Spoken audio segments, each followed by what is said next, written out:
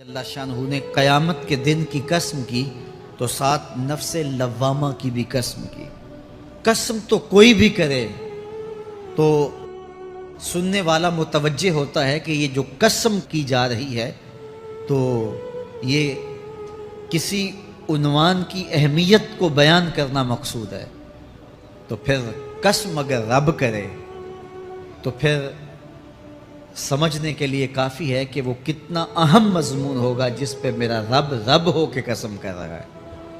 تو قیامت پر اللہ تعالیٰ قسم فرما رہا ہے تاکہ اس کا قسم فرمانا اہل عقل کے لیے کافی ہو کہ اس کے اس بات کے لیے اس سے بڑی کیا دلیل ہو سکتی ہے کہ میرا رب اس پہ قسم کر رہا ہے۔ اَيَحْسَبُ الْإِنسَانُ أَن لَّن نَّجْمَعَ عِظَامَهُ، اللہ تعالیٰ ارشاد فرماتا ہے کہ کیا آدمی یہ سمجھتا ہے کہ ہم ہرگز اس کی ہڈیاں جمع نہیں فرمائیں گے۔ یہ ایک کافر تھا عدی بن ربیعہ، یہ مراد ہے یہاں انسان سے۔ ایک روایت کے مطابق ابو جہل بن ہشام مراد ہے۔ تو یہ ابو جہل یا عدی بن ربیعہ یہ کہتے تھے کہ کیا ہڈیوں کو دوبارہ جوڑا جائے گا، دوبارہ ان کو جمع کیا جائے گا، یہ نہیں ہو سکتا، قیامت نہیں آ سکتی۔ وہ کہتے تھے یہ جہاں ہے بس ختم ہو جائے گا کام تمام، لہٰذا جو عزت پانی ہے، جو لذت حاصل کرنی ہے، جو عیش و عشرت کرنی ہے، جو کچھ کرنا ہے اسی جہان میں کر لو۔ آج کل بہت سارے لوگوں کا رویہ بھی یہی ہے کہ بس ٹھیک ہے یہ دنیا ہی سب کچھ ہے، آخرت بس ایک اعتقاد کی حد تک ذہن کے کسی گوشے میں ہے، 2 لمحوں کے لیے خیال آیا تو رک گئے، پھر اپنی وہی ڈگر کی زندگی۔ لیکن آخرت جب تیقن کی اس منزل تک پہنچ جائے پھر انسان کے اعمال کے اندر خود بخود جو ہے وہ نظم پیدا ہو جاتا ہے کہ چونکہ میں اللہ کے حضور پیش ہونا ہے اور ایک ایک عمل کا میں نے حساب دینا ہے۔ تو آخرت کے بارے میں یقین کی کمزوری انسان کو جو ہے وہ گناہوں کی دلدل میں پھنسا دیتی ہے۔ اس لیے آخرت کا یقین یہ بہت ضروری ہے تاکہ ہماری زندگی میں نظم پیدا ہو اور ہم اللہ کے حضور جھکنے والے، اس کے شکر گزار بندے، اس کی اتباع کرنے والے بنیں۔ تو اب وہ کافر کہتے تھے ابن ربیعہ یا ابو جہل کہ یہ جو ہڈیاں ہیں ان ہڈیوں کو کیسے دوبارہ زندہ کیا جائے گا۔ نضر بن حارث ایک کافر تھا، وہ کہیں سے قبرستان سے پرانی ہڈی اٹھا لایا اور وہ اتنی بوسیدہ تھی کہ ہاتھ کے لمس سے ٹوٹ ٹوٹ کے گرتی تھی، اور حضور کے پاس آ کھڑا ہوا اور آ کے کہنے لگا کہ کیا ان ہڈیوں کو دوبارہ زندہ کیا جائے گا؟ کون ہے ان کو جو دوبارہ زندہ کرے؟ اور ساتھ ہڈی توڑتا ہے اور اس کے ریزے زمین پہ گرتے ہیں۔ تو حضور علیہ السلام نے اللہ کی جانب سے اس کا جواب دیا۔ ذرا قرآن پڑھیے، سورہ یاسین کا آخری رکوع ہے، وَضَرَبَ لَنَا مَثَلًا وَنَسِیَ خَلْقَهُ قَالَ مَن يُحْیِی الْعِظَامَ وَهِیَ رَمِیمٌ۔ اب وہ باتیں کرنے لگ گیا ہے، اس کی زبان بولنے لگی ہے، اب کہاوتیں ہمارے لیے لاتا ہے، اور کیا کہتا ہے؟ مَن يُحْیِی الْعِظَامَ وَهِیَ رَمِیمٌ، ان ہڈیوں کو کون زندہ کرے گا جبکہ اتنی بوسیدہ ہو گئی ہیں۔ تو یہ نضر بن حارث حضور کے سامنے ہڈی لایا تھا اور توڑتا تھا اور کہتا تھا یہ ہڈیاں زندہ ہوں گی، ان ہڈیوں کو دوبارہ اٹھایا جائے گا جو اتنی بوسیدہ ہو گئی ہیں کہ ہاتھوں کا لمس بھی گوارا نہیں کرتی، اس کو دوبارہ زندہ کیا جائے گا، کون زندہ کرے گا؟ جواب سنو، قُلْ يُحْيِيهَا الَّذِي أَنشَأَهَا أَوَّلَ مَرَّةٍ، اے محبوب فرما دیجئے اب تو ہڈیاں موجود ہیں، جب ہڈیاں بھی نہیں تھیں تو جس رب نے انسان بنایا ہڈیوں کو جوڑ کے نہیں بنا سکتا۔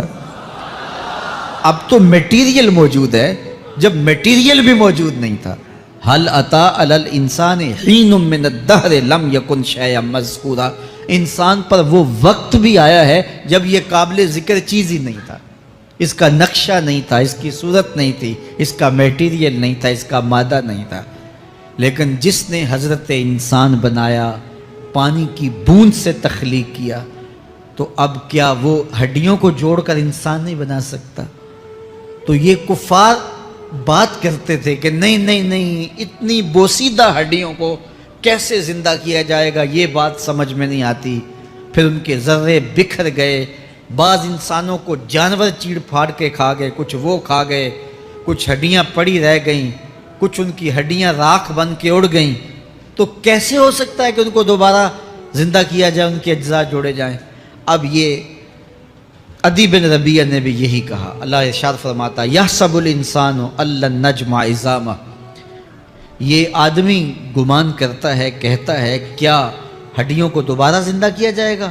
اللہ فرماتا ہے کیوں نہیں، ہم اس بات پہ قادر ہیں کہ اس کے انگلیوں کے پور پور کو دوبارہ کھڑا کر دیں، اور اس کے اجزاء جو بکھرے ہوئے ہیں ان کو ہم اکٹھا کر کے دوبارہ ان کو جوڑ دیں، ہمارے لیے کوئی مشکل نہیں ہے۔ لیکن یہ اس کا خیال ہے کہ ہڈیوں کو کیسے جوڑا جائے گا۔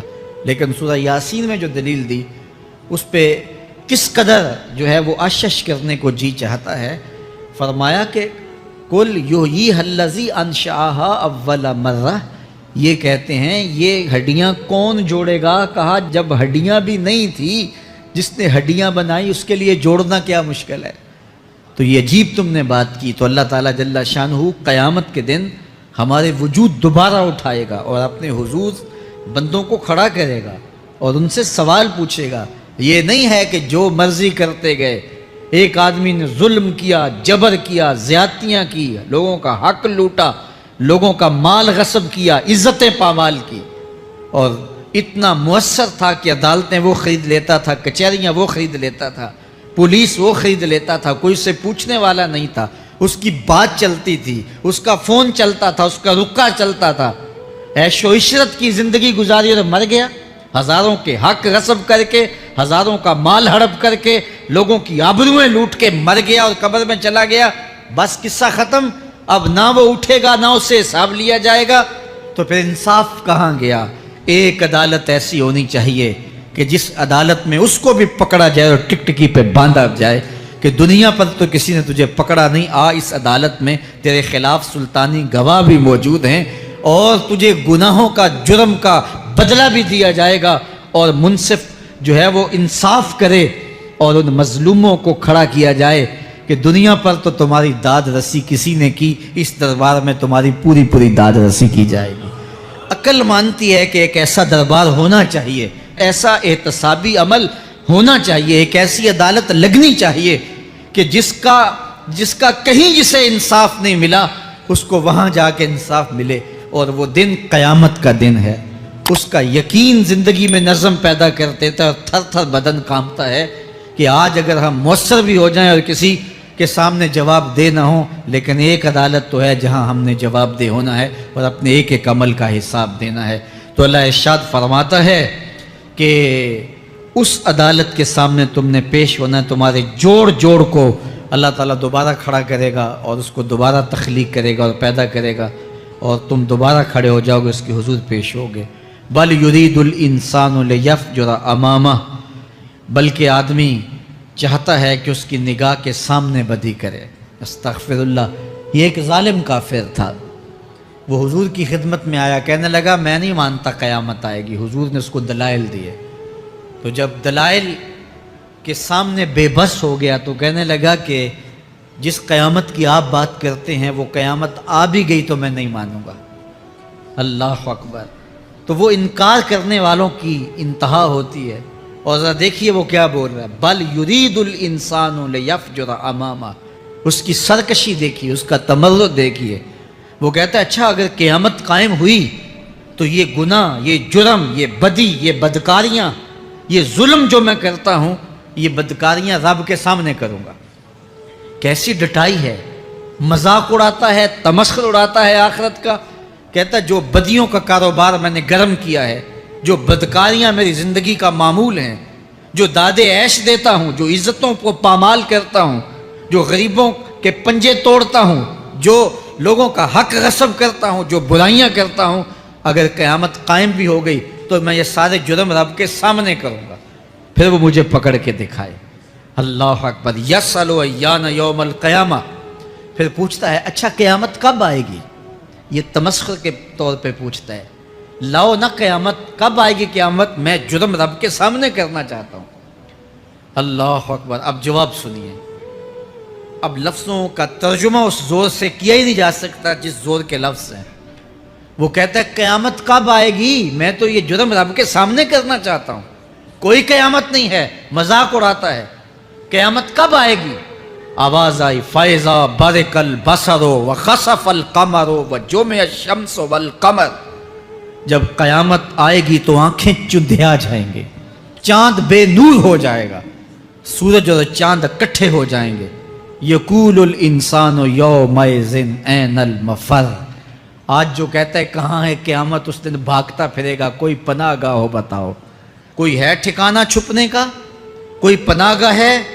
کلا لا وزر، آواز آئے گی کوئی ٹھکانہ نہیں ہے، آج کوئی ٹھکانہ نہیں ہے۔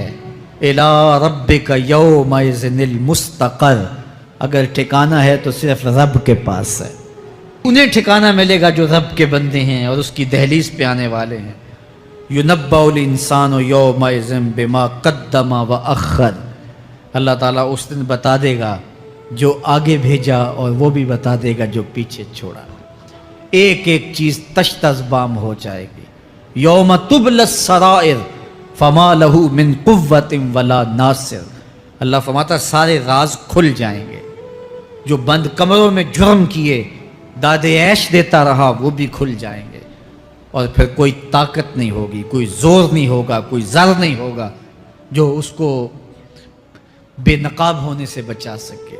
اے داور حشر میرا نامہ اعمال نہ پوچھ، اس میں کئی پردہ نشینوں کے بھی نام آتے ہیں۔ تو وہ کتنا سخت دن ہوگا، ارشاد فرمایا جائے گا کہ جو آگے بھیجا، جو پیچھے چھوڑا، جو جرم کرتا رہا، جو نیکیاں کی، جو برائیاں کی، سب کچھ تشت ازبام ہو جائے گا۔ بل الانسان علی نفسہ بصیرہ، بلکہ آدمی خود اپنے حال پر اچھی طرح خود آگاہ ہے۔ ہم اسے نامہ اعمال کے دفتر دیں گے جہاں سب کچھ لکھا ہوگا۔ قرآن بتاتا جب نامہ اعمال سامنے آئے گا تو وہ بے ساختہ پکار اٹھے گا، ما لہذا الکتاب لا یغادر صغیرۃ ولا کبیرۃ الا احصاها، ہائے اس کتاب کو کیا ہوا، اس نے چھوٹی بڑی کوئی بات نہیں چھوڑی، سب کچھ لکھ دیا۔ نامہ اعمال سامنے ہوگے، زمین بولے گی، ہاتھ پاؤں بولیں گے، فرشتے بولیں گے، کرامن کاتبین بتائیں گے یہ کیا کیا جرم کرتا رہا، کیا کیا گناہ کرتا رہا۔ تو اس دن ہر شے سامنے آ جائے گی، تو یہ تو ثبوت ہوں گے ہی ہوں گے، لیکن اللہ فرماتا ہے ثبوت تو اپنی جگہ، لیکن بل الانسان علی نفسہ بصیرہ، کیا انسان کو خود نہیں پتا کہ وہ کہاں کھڑا ہے؟ اس کو اپنے جرائم کی فہرست خود یاد ہے، اس کے ضمیر پہ خود اس کا بوجھ موجود ہے، اسے یہ نامہ اعمال نہ بتاتے، فرشتے نہ بتاتے، پھر بھی اسے پتا تھا کہ میں کیا ہوں اور کہاں میں نے جرم کیا ہے۔ وَلَوْ أَلْقَى مَعَاذِيرَهُ، اللہ اکبر، اگر اس کے پاس جتنے بہانے ہوں سب لا ڈالے، جب بھی کوئی اس کا بہانہ نہیں سنا جائے گا۔ قیامت کا دن ہوگا، دنیا کے اوپر تو بہانوں سے انسان بچ نکلتا ہے، کوئی جھوٹ بول لیا، کوئی جھوٹا گواہ پیش کر دیا، کوئی مکر کر لیا، کوئی رشوت چل گئی، کوئی سفارش کام آ گئی، کوئی بہانہ تراش لیا، بات کو توڑ موڑ کے پیش کر لیا۔ لیکن قیامت کا جب دن ہوگا تو کوئی نہ جھوٹا گواہ چلے گا، نہ رب کی پولیس رشوت لیتی ہے، نہ وہاں انصاف کے خلاف کوئی کام ہوگا، اور نہ ہی کوئی بہانہ چل سکے گا۔ اللہ اکبر۔ دوسری بات مفسرین نے یہ بھی لکھی کہ بعض اوقات یہ ہوتا ہے کہ انسان اپنے گناہ پر، اپنے جرم پر کوئی بہانہ تلاش کر کے لوگوں کو مطمئن کر لیتا ہے۔ جو اس نے جرم کیا، کسی سے زیادتی کی، کسی کا حق غصب کیا، تو لوگوں نے ملامت کی تو وہ کوئی بہانہ تلاشتا ہے اور لوگوں کو مطمئن کر لیتا ہے۔ بعض اوقات لاجواب کر دیتا ہے، بعض اوقات مطمئن بھی کر لیتا ہے۔ وہ لوگوں کو تو مطمئن کر لیتا ہے لیکن وہ خود مطمئن نہیں ہو سکتا۔ جس نے جرم کیا ہوتا ہے، جرم اس کو اندر سے ڈستا رہتا ہے، اس کا ضمیر اس کو ٹھوکریں مارتا رہتا ہے، اندر کی بے چینی اسے تنگ کرتی رہتی ہے، اگرچہ وہ دلائل سے، مکر و فریب سے، باتوں کو توڑ موڑ کے عذر کر لیتا ہے، کوئی بہانہ بنا لیتا ہے، لیکن اس کے باوجود اس کے اندر کوئی چین، اندر کوئی اطمینان نہیں ہوتا۔ اللہ اکبر! تو مجرم بے چین رہتا ہے۔ آج ہماری بے چینیوں کا ایک سبب ہمارا مالک کی دہلیز سے منہ موڑنا اور بہت سارے دیدہ نادیدہ گناہوں کا ارتکاب کرنا ہے۔ جب ہم سے سستیاں ہو جاتی ہیں، کوتاہیاں ہو جاتی ہیں، تو وہ گناہ ہمارا پیچھا نہیں چھوڑتے اور ہمیں بے چین اور مضطرب رکھتے ہیں۔ تو بعض اوقات جو ہے وہ ہم کہتے ہیں کہ پتہ نہیں بے چینی کیا ہے۔ بے چینی گناہوں کی ہے۔ گناہ طبیعت میں بے چینی پیدا کر دیتا ہے، سکون نہیں آنے دیتا۔ اطمینان کی دولت چھن جاتی ہے جب کوئی شخص گناہ کرتا ہے، اور یہ لازمی نہیں ہے کہ وہ کسی کا حق غصب کرے، اس نے کسی کی عزت ہی پامال کی ہو، اس نے کسی کی آبرو پہ حملہ کیا ہو۔ اگر نماز چھوڑی ہے تو بے چینی یہ بھی کم نہیں ہے، یہ رب کی نافرمانی ہے۔ اگر اس کی نظر بھٹکی ہے تو یہ بھی کم بے چینی نہیں دیتی۔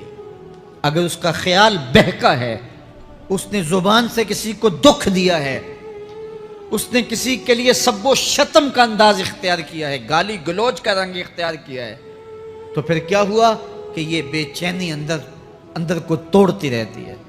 انسان چلتا پھرتا ہے لیکن اسے طمانیت نہیں ملتی، اسے سکون نہیں ملتا۔ سکون کب ملے گا؟ سکون تب ملتا ہے جب کسی سے زیادتی کی ہو تو اس سے جا کے معافی مانگ لی جائے، اور اس لجاجت کے ساتھ معافی مانگی جائے کہ وہ مجبور ہو جائے معاف کرنے پہ، تو پھر اندر طمانیت اتر جاتی ہے۔ اگر رب کی نافرمانیاں کی ہیں تو لیلۃ القدر کے دامن میں اس سے معافی مانگ لو، اتنی لجاجت سے معافی مانگو، اس قدر رو کے معافی مانگو، ترلے منت پہ اتراؤ، ہاتھ جوڑو، آنسو بہاؤ، چیخو، چلاؤ، رو، اس کی دہلیز سے لپٹ جاؤ، اس سے اپنے گناہوں کی معذرت کرو۔ جب مالک نے معاف کر دیا، اندر کی ساری بے چینیاں مٹ جائیں گی، دل کو قرار مل جائے گا، دل کو تسکین نصیب ہوگی۔ تسکین اس کی دہلیز سے تمہیں ملے گی، یہ اندر سے پھوٹتی ہے، باہر سے نہیں آتی ہے۔ تسکین کے قافلے اندر ہی اترتے ہیں، اندر سے اس کے سوتے پھوٹتے ہیں، اس کے چشمے پھوٹتے ہیں۔ ہم باہر سے ڈھونڈتے ہیں، باہر سے تسکین نہیں ملتی، یہ اندر سے آئے گی۔ اس لیے اس دل کے اوپر لگے ہوئے میل کچیل کو، غلاظت کو دور کر لو اور کھرچ دو دل کے اوپر پڑے ہوئے جتنے بھی زنگ ہیں، تو پھر نتیجہ کیا ہوگا؟ دل ستھرا ہوگا، مصفا ہوگا، مزکا ہوگا، تو پھر دل پر نور ہوگا، تو پھر آپ کو زندگی گزارنے کا لطف اور سرور اور مزہ آنے لگ جائے گا۔ تو انسان جب دلیلیں تراشتا ہے، اس سے بعض اوقات اپنے آپ کو بھی مطمئن کرنے کی کوشش کرتا ہے، اوروں کو بھی مطمئن کر لیتا ہے، لیکن حقیقت میں اطمینان نہیں ہوتا، وہ بے چینی ہوتی ہے۔ تو اللہ تعالیٰ جل شانہ اس کہانی کو بیان کرتے ہوئے ایک اور مضمون کو بیان کیا، اور یہ بالکل درمیان میں جملہ معترضہ کے طور پہ جو ہے وہ نظر آ رہا ہے کہ بات تو چل رہی ہے، تو اچانک اللہ اپنے محبوب سے مخاطبہ فرماتا ہے، کیا ارشاد بہی لسانک لتعجل بہ، تو یہ اچانک بات کیوں آ گئی؟ اصل بات یہ تھی کہ جب وحی نازل ہوتی تو آقا کریم علیہ السلام ہمہ تنگوش ہو کے اس وحی کو سنتے، پھر اس کو محفوظ کرنے کی فکر ہوتی کہ جو میں نے سنا ہے وہ اچھی طرح مجھے یاد ہو جائے، اور پھر آقا کریم علیہ السلام کی تیسری فکر یہ ہوتی کہ اس کے جو معارف ہیں، اسرار ہیں، اور اس کے جو ثمرات ہیں، اس کی جو تفصیلات اور نکلنے والے اس کے نتائج ہیں، وہ بھی اچھی طرح جو ہے وہ میں سمجھ پاؤں۔ تو یہ تین مشقتیں بیک وقت حضور گوارا کر رہے ہوتے۔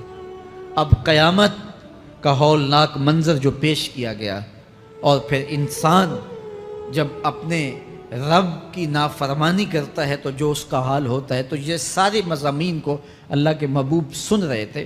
حضور کے قلب اطہر پر گرانی آئی، اور میرے رب کو کیسے گوارا تھا۔ جو حضور سن رہے تھے جلدی جلدی اس کو زبان پہ لانا چاہ رہے تھے تاکہ وہ اچھی طرح ازبر ہو جائے، لیکن اللہ نے محبوب کی اس مشقت کو دیکھا تو فرمایا لا تحرک بہ لسانک لتعجل بہ، محبوب آپ اپنی زبان کو جنبش نہ دیں، آپ جلدی کرتے ہیں تاکہ وہ جو میں نے سنا ہے وہ میری زبان پہ آ جائے۔ ان علینا جمعہ و قرآن، یہ ہمارے اوپر ہے، ہم آپ کے دل میں جمع بھی کریں گے، جو آپ کو سکھایا ہے وہ آپ کو یاد بھی رہے گا، وہ آپ بھول نہیں سکیں گے۔ فَإِذَا قَرَأْنَاهُ فَاتَّبِعْ قُرْآنَهُ، اور جب ہم پڑھ لیں تو پھر اس کے بعد آپ اس کو دہرائیں پڑھیں۔ ثُمَّ إِنَّ عَلَيْنَا بَيَانَهُ، پھر اس کی تفصیل بھی ہمارے ذمے ہے، اس کا بیان بھی ہمارے ذمے ہے۔ اس سے وہ لوگ جو حجیت حدیث کا انکار کرتے ہیں اور پھر وہ کہتے ہیں کہ نہیں بس قرآن مجید کی آیات ہی ہیں، اس کے علاوہ اور کچھ نہیں ہے، وہ من اللہ نہیں ہے، تو یہاں غور کرنا ہے۔ ثم ان علینا بیانہ فرمایا گیا، پھر ہمارے اوپر ہے اس کا بیان جو آپ کو ہم القاء کریں۔ اور آقا کریم نے فرمایا، سنن نسائی کی روایت ہے، انما اوتیت القرآن ومثلہ معہ، مجھے قرآن دیا گیا اور قرآن جتنے اور علوم بھی میرے سینے میں رکھے گئے۔ تو صرف قرآن ہی نہیں اتارا گیا حضور کے سینے میں، حضور کے سینے میں بہت کچھ نازل کیا۔ حضور کا سینہ گنجینہ ہے اسرار و معانی کا، اور اللہ تعالیٰ جل شانہ نے اپنے محبوب کو بہت کچھ عطا کیا۔ یہ بیان کرنے کے بعد فرمایا، کلا بل تحبون العاجلہ وتذرون الآخرہ۔ اللہ اکبر، کوئی نہیں بلکہ یہ جو تم لوگ ہو اے کافرو، تم اس چیز کو پسند کرتے ہو جو بالکل نقد ہے، جو جلد ملنے والی ہے۔ دنیا کا سودا نقد ہے، دنیا کے نفع نقد ہیں، دنیا کی لذات نقد ہیں۔ شیطان کہتا ہے اب چوری کرو اب مال آئے گا، اب زنا کرو اب لذت ملے گی، اب ڈاکہ کرو اب امیر ہو جاؤ گے۔ تو دنیا کے سودے نقد ہیں اور آخرت کے وعدے ادھار ہیں۔ تو ارشاد فرمایا، بل تحبون العاجلہ، تم دنیا کی جو عاجل چیزیں ہیں، جو بالکل نقد سودے ہیں، تم ان کے پیچھے پڑتے ہو، وَتَذَرُونَ الْآخِرَةَ، اور آخرت کو چھوڑتے ہو۔ دوسرے مقام پہ ارشاد فرمایا سورہ الاعلیٰ میں، بل تؤثرون الحیاۃ الدنیا والآخرۃ خیر وابقیٰ، تم دنیا کی جیتی زندگی کو ترجیح دیتے ہو، حالانکہ آخرت بہتر بھی ہے اور دائمی بھی۔ میں آپ کی توجہ چاہوں گا، آخرت بہتر بھی ہے اور دائمی بھی، لیکن تمہاری ترجیح یہ دنیا ہے جس کی آخرت کے مقابلے میں کوئی حیثیت ہی نہیں ہے۔ حضور نے ارشاد فرمایا، اگر کسی کو جنت میں ایک کوڑا رکھنے کی جگہ مل جائے، ایک ڈنڈا رکھنے کی جگہ مل جائے، دنیا و ما فیہا کی دولتوں سے وہ زیادہ قیمتی ہے۔ 7 براعظموں پہ پھیلی ہوئی کائنات، سمندروں کی تہوں میں قیمتی موتی، پہاڑوں کے دامن میں قیمتی معدنیات، مالیاتی اداروں کے پاس سرمائے، لوگوں کے پاس دولت کے انبار، یہ سارے اکٹھے کر لیے جائیں اور ان کی قیمت لگائی جائے، اور جنت میں ایک ڈنڈا رکھنے کی جگہ، ایک عصا رکھنے کی جگہ، ایک کوڑا رکھنے کی جگہ، وہ جگہ پھر بھی زیادہ قیمتی ہے۔ پراپرٹی ویلیو ہوتی ہے نا، وہ کہتے ہیں کہ دور دراز دیہات سے 10 ایکڑ فروخت کریں تو یہاں ہمارے بائی پاس پہ اگر لیں تو 1 کنال جگہ آئے گی، 10 ایکڑ فروخت کر کے یہاں 1 کنال ملے گی۔ اور اگر آپ مزید اس کو فروخت کر کے مزید جو ہے وہ کسی مہنگے علاقے میں چلے جائیں تو ہو سکتا ہے 2 مرلے اس 10 ایکڑ کے مقابلے میں آئیں۔ تو اس طرح مختلف جگہوں کی پراپرٹی ویلیو ہوتی ہے۔ اللہ کے محبوب جنت کی پراپرٹی ویلیو بتا رہے ہیں۔ 7 براعظموں پہ پھیلی ہوئی کائنات کو ایک پلڑے میں رکھیں، پوری دنیا کے اندر جو سرمائے ہیں، جو ماضی میں سرمائے لوگوں نے خرچ کر لیے، جو حال میں موجود ہیں، جو آنے والے ادوار میں لوگوں کے پاس آئیں گے، قارون کا خزانہ اور سرمائے سارے اکٹھے کر کے ایک پلڑے میں رکھ دیں، جنت میں ایک عصا رکھنے کی جگہ پھر بھی زیادہ قیمتی ہے۔ تو پھر دنیا کی آخرت کے مقابلے میں قیمت کیا ہوئی؟ دنیا کی جنت کے مقابلے میں ویلیو کیا ہوئی؟ اور جنت میں سب سے کم جگہ کس کو ملے گی؟ جو سب سے آخر میں جائے گا۔ ظاہر ہے سب سے کم جگہ اسی کے پاس ہوگی جو سب سے آخر میں جہنم کے دھکے کھا کھا کے، رگڑے سہ سہ کے پھر آخر میں جنت میں جائے گا، سب سے تھوڑی جگہ اس کے پاس ہوگی۔ حدیث پاک میں آتا ہے، بخاری میں آتا ہے، حضور نے ارشاد فرمایا کہ جب جہنم سے آخری جہنمی نکالا جائے گا تو اللہ تعالیٰ اسے پوچھے گا بتا تیری کوئی آرزو، تو وہ کہے گا مالک یہ آرزو ہے، یہ آرزو ہے، مختلف آرزوؤں بتائے گا۔ اللہ فرمائے گا لکا ما تمنیتا، جو تو نے آرزو کی جا جا تجھے میں نے عطا کر دی، اب جنت میں چلا جا۔ تو اس کی تو توقع یہ ہوگی کہ سایہ دیوار جنت میں جگہ مل جائے تو غنیمت ہے، اور اگر جنت کے اندر جاؤں تو کوئی جھونپڑا مل جائے 2 مرلے کا تو وہ بھی کافی ہے۔ لیکن اللہ اسے کتنی جگہ دے گا؟ اللہ فرمائے گا جا جنت میں، تیرے لیے جنت میں دنیا سے 10 گنا جگہ ہے۔ 7 بر اعظموں کو 10 سے ضرب دے تو کہا کہ دنیا سے 10 گنا جگہ تیرے لیے۔ اس کو یقین ہی نہیں آئے گا، وہ کہے گا اتسخر وانت الملک، میرے رب تو بادشاہ ہو کے مجھ سے مذاق کر رہا ہے؟ اللہ فرمائے گا نہیں، تیرے لیے 10 گنا جگہ ہے، اور اس کے لیے 10 گنا جگہ ہوگی جو سب سے آخر میں جنت میں جائے گا۔ میں آپ کی توجہ چاہوں گا، جو آخری جنتی ہے اس کے پاس کتنی جگہ ہوگی، کتنی پراپرٹی ہوگی؟ آج تو 2 10 20 50 مربع کسی کے پاس ہوں تو وہ اتراتا ہوا چلتا ہے کہ میں اتنا بڑا ذمہ دار ہوں۔ جنت میں آخری جنتی کی جگہ کتنی ہوگی؟ دنیا سے 10 گنا جگہ۔ تو داتا گنج بخش علی حجویری کی جاگیروں کا عالم کیا ہوگا؟ بابا فرید الدین گنجے شکر کی جاگیروں کا عالم کیا ہوگا؟ پھر اصحاب رسول کی جاگیروں کا عالم کیا ہوگا؟ قیمتی کتنی جگہ کہ ایک ڈنڈا رکھنے کی جگہ مل جائے، دنیا و ما فیہا سے وہ قیمتی، اور وہ قیمتی جگہ دنیا سے 10 گنا جگہ اس کو دی جائے گی جو سب سے آخر میں جائے گا۔ تو مجھے بتائیے اس سے بڑا بے وقوف کوئی ہے جو آخرت کو برباد کر کے دنیا کا سودا کرتا ہے؟ بل تؤثرون الحیات الدنیا والآخرۃ خیر وابقا، کہا آخرت بہتر بھی ہے اور دائمی بھی ہے، نہ ختم ہونے والی زندگی ہے۔ تو یہاں بھی ارشاد فرمایا کلا بل تحبون العاجلہ وتذرون الآخرہ، تم نقد کے پیچھے دوڑتے ہو، آخرت جو ادھار ہے اس کی پرواہ نہیں کرتے ہو۔ یہ نقد تمہیں مل بھی جائے، پہلی تو بات ہے ملتی نہیں ہے، دنیا تمہارے آگے بھاگتی ہے اور تم پیچھے بھاگ رہے ہو۔ کچھ حصہ تمہیں مل بھی گیا تو وہ کتنے سالوں کے لیے؟ 60 سال 70 سال، یہ تو بڑی لمبی زندگی ہے۔ ہمارے ہاں 45 سال ایوریج نکالی گئی ہے۔ 60 سال بھی کوئی جی لے، 70 سال بھی کوئی جی لے، کیا حیثیت ہے آخرت کے مقابلے میں؟ آخرت کا ایک دن یوم حشر قرآن بتاتا ہے 50,000 سال کا ہوگا۔ 50 سال کا نہیں، 100 سال کا نہیں، 50,000 سال کا ایک دن۔ پھر اس کے بعد نہ ختم ہونے والی زندگی، مینڈے کی شکل میں موت کو بھی ذبح کر دیا جائے گا، موت کو بھی موت آ گئی، اب موت نہیں ہے، نہ ختم ہونے والی زندگی۔ اور جو جنت میں چلا گیا سب سے آخر میں جانے والے کی یہ جائیدادیں۔ تو اصل زندگی تو آخرت کی زندگی ہے۔ کلا بل تحبون العاجلہ وتذرون الآخرہ، یہ تو ایک سودا ہے۔ اب اللہ تعالیٰ ایک اور چیز بتا رہا ہے، ذرا غور کیجئے۔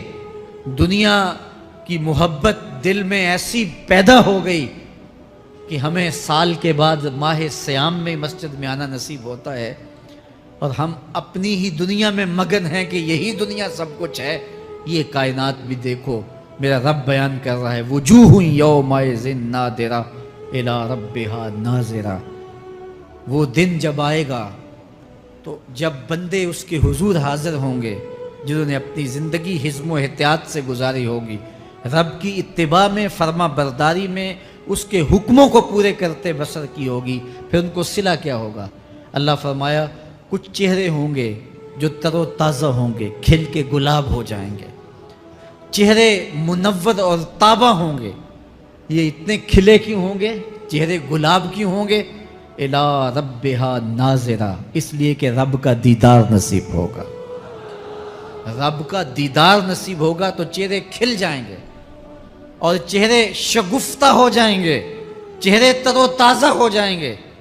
یار کوئی پرانا دوست مل جائے اور آپ سخت صدمے کے ماحول میں ہوں تو اچانک اسے دیکھ لیں تو آپ کا چہرہ کھل جاتا ہے اور آپ کا چہرہ گلاب بن جاتا ہے، تو پھر کیا منظر ہوگا؟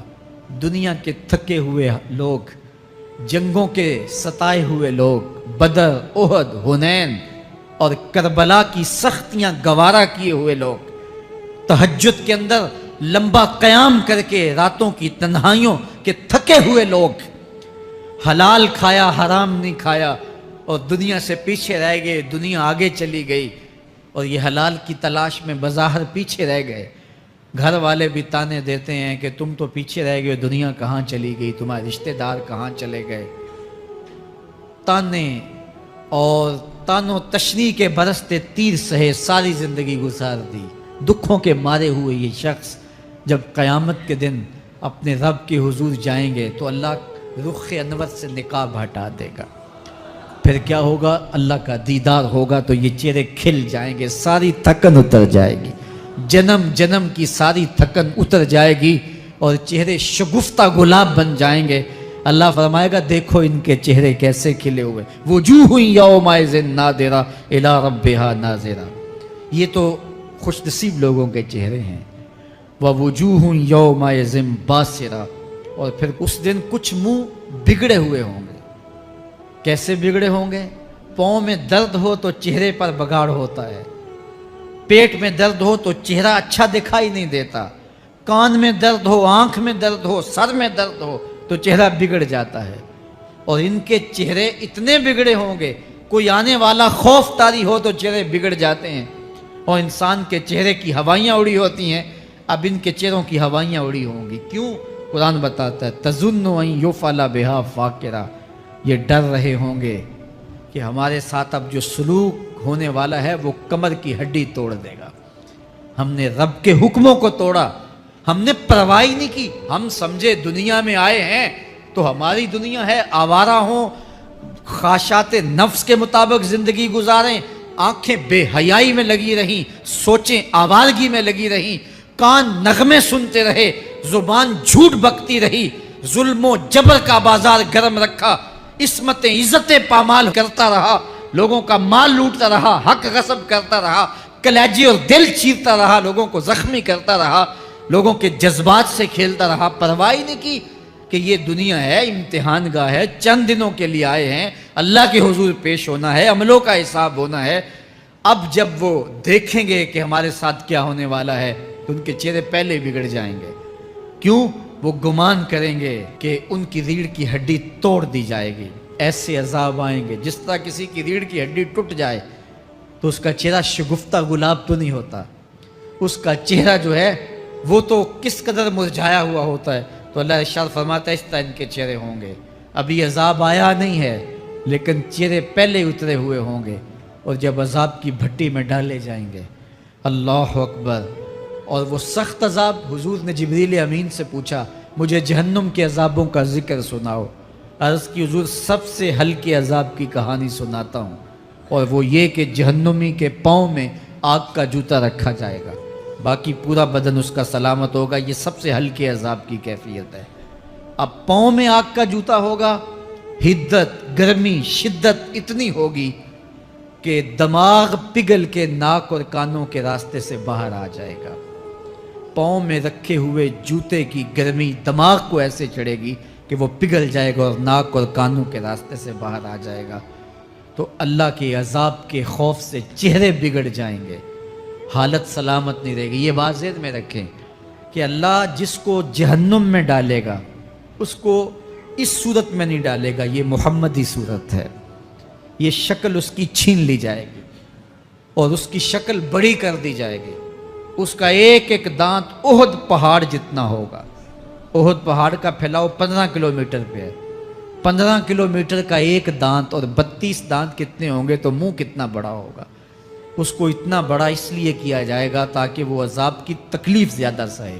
70 गज मोटी खाल होगी और खाल जल जाएगी तो अल्लाह कुरान में फरमाता है हम नई खाल दे देंगे ताकि अजाब की तकलीफ इसको गवारा करनी पड़े।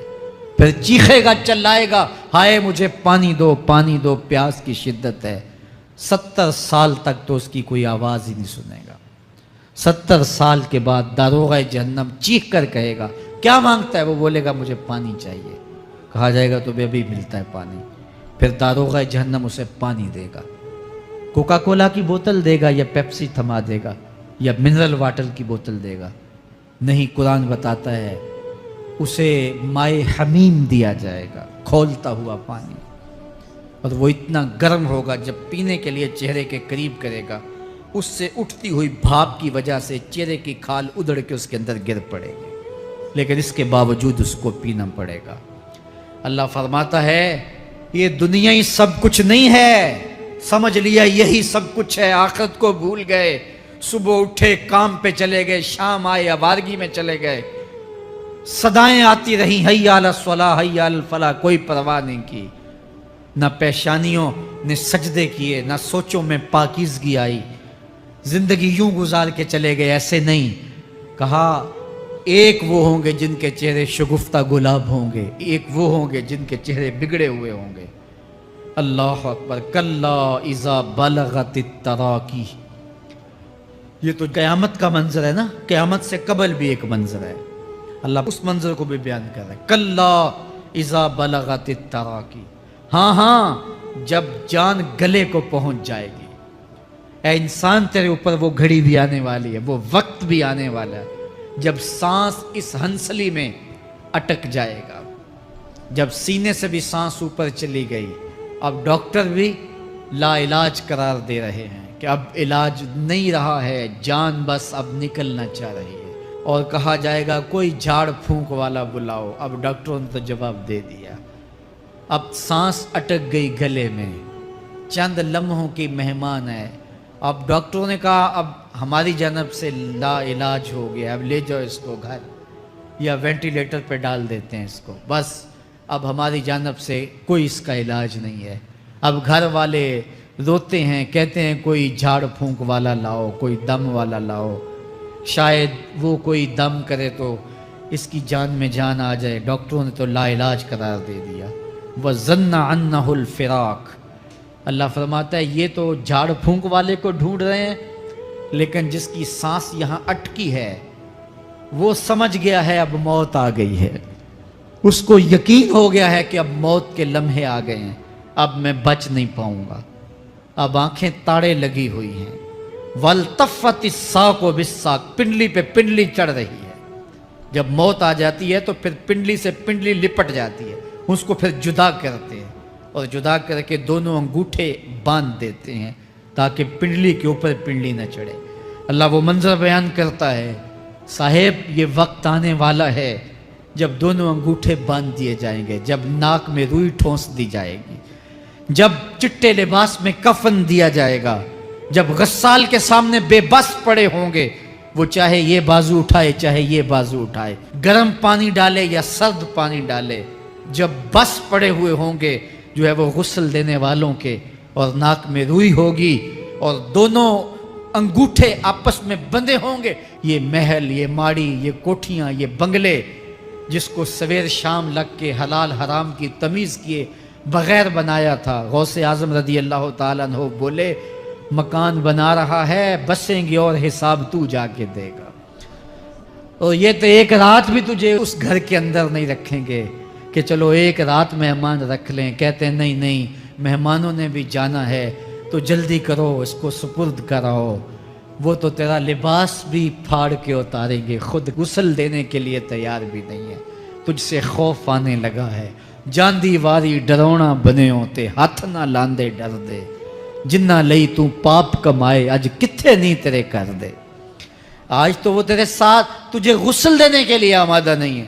وَالْتَفَّتِ السَّاقُ بِالسَّاقِ، جب پنڈلی پہ پنڈلی چڑھنے لگ جائے گی، إِلَىٰ رَبِّكَ يَوْمَئِذٍ الْمَسَاقُ، اس دن تیرے رب کی طرف ہی لوٹ کے جانا ہے۔ فَلَا صَدَّقَ وَلَا صَلَّىٰ، اس نے نہ تو سچ مانا اور نہ نماز پڑھی، وَلَٰكِنْ كَذَّبَ وَتَوَلَّىٰ، ہاں جھٹلایا اور منہ پھیر کے چل پڑا۔ ثُمَّ ذَهَبَ إِلَىٰ أَهْلِهِ يَتَمَطَّىٰ، پھر اپنے گھر کو اکڑتا ہوا چلا۔ اولا لک فاولا ثم اولا لک فاولا، تیری خرابی آ پہنچی، ہاں تیری خرابی آ پہنچی۔ ایحسب الانسان ان یترک سدی، انسان دنیا میں یہ گمان کرتا ہے اس کو سدا چھوڑ دیا جائے گا۔ سدا عربی میں ایسے اونٹ کو کہتے ہیں جس کی مہار کسی کے ہاتھ میں نہ ہو، شترے بے مہار، جہاں مرضی جس گھاٹ سے چاہے پانی پیے، جہاں سے مرضی چارہ لے، تو شتر بے مہار کو کہتے ہیں سدا۔ تو یہ انسان بھی گمان کرتا ہے کہ میں بھی سدا ہوں، مجھے کوئی کیوں پوچھے، میرے جذبات پہ کوئی کیوں قدغن لگائے، مجھے کیوں روکے کوئی۔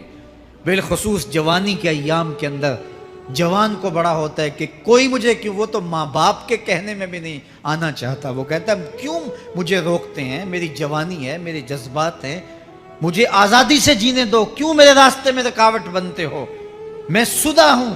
اللہ فرماتا ہے نہیں، ایک اونٹ تو سدا ہو سکتا ہے، جس کو میں نے اشرف المخلوقات بنایا ہے اس کو تو سدا نہیں چھوڑوں گا، اس کو تو پابند بناؤں گا حکام کا۔ اب وہ کہتا ہے کہ نہیں نہیں، یہ کیسے دوبارہ اٹھائے جائیں گے؟ اب دوبارہ وہی بات پھر آ گئی، الم یکن نطفۃ من منی یمنا۔ اللہ فرماتا ہے ایک بوند تھی نا، پانی کا ایک قطرہ تھا جو رحم مادر میں رکھا گیا، ثم کان علقہ، پھر وہ پانی کا قطرہ لوتھڑا بنا، فخلق فسوی، پھر اللہ نے اسے پیدا فرمایا اور پھر ٹھیک ہموار کیا، فجعل منہ الزوجین الذکر والانثی، پھر اس سے وہ جوڑ بنائے، کوئی مرد بنایا کوئی عورت بنائی۔